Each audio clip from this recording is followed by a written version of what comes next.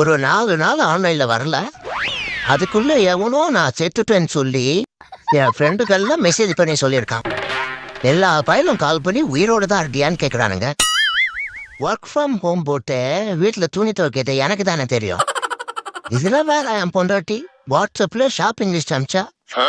சர்க்கரை 3 கிலோ தனியா 1/2 கிலோன்னு.